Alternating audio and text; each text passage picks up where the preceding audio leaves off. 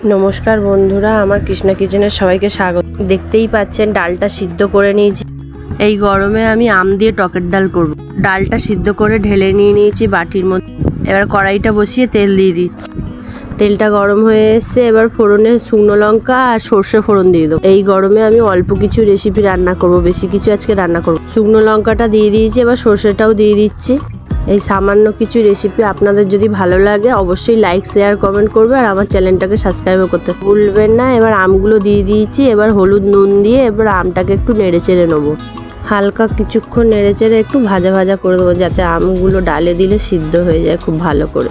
এই গরমে এরকম খাবার খাওয়াই ভালো, পেটও ভালো থাকবে, শরীরও ভালো থাকবে। পরিমাণ মতন হলুদ দিয়ে দিচ্ছি, এবার নুনটাও দিয়ে দেবো। নুনটাও দিয়ে দিলাম এবার পরিমাণ মতন। নুন হলুদ দিয়ে খুব ভালো করে নেড়ে নিচ্ছি, হালকা হালকা ভাজা হতে দেবো। আপনারা সরষে বদলে পাঁচফোড়নও দিতে পারেন।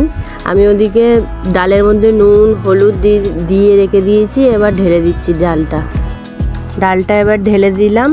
অল্প পরিমাণ জল দিয়ে রেখেছিলাম ডালটা, আর এবার একটু নেড়ে চেড়ে দিলাম। গ্যাসের স্পিডটা বাড়িয়ে দেবো যাতে ডালটা খুব ভালো করে ফুটে আমগুলো সিদ্ধ হয়ে যায়।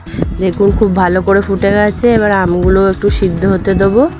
আমগুলো মোটামুটি সিদ্ধ হয়েই এসছে। আমগুলো ভালো করে সিদ্ধ হয়ে গেছে, এবার দুটো বাতাসা দিয়ে দেবো। এবার আপনারা চাইলে চিনিও দিতে পারেন, আমার কাছে বাতাসা ছিল আমি বাতাসা দিয়ে দিয়েছি। ডালটা হয়ে গেছে, এদিকে গ্যাসটা বন্ধ করে দেবো আর একটু নেড়ে চেড়ে দিচ্ছি। ডালটা খুব ভালো করে সিদ্ধ হয়ে গেছে।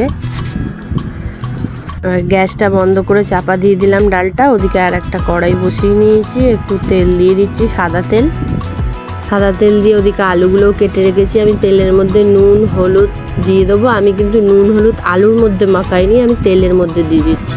আমার কিন্তু এরম করে ভাজাভুজি করতে খুব সুবিধা হয় তেলের মধ্যে নুন হলুদ দিয়ে। আপনারা একটু আমাকে জানাবেন যে সবজির মধ্যে নুন হলুদ মাখিয়ে রাখলে সুবিধা না তেলের মধ্যে নুন হলুদ দিয়ে দিলে সুবিধা।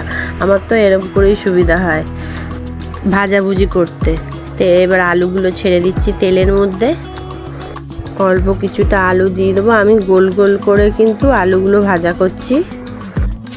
আমাদের বাড়িতে এরকম গোল গোল করে চাকা চাকা আলু ভাজা খুব পছন্দ করে, সেই জন্য আমি এরকম করে ভেজে নিচ্ছি। এবার আলুগুলো দিয়ে দিয়েছি অল্প কিছুটা। এবার দেখুন নেড়ে চেড়ে আমি খুব ভালো করে লাল লাল করে ভাজা করে নিয়েছি।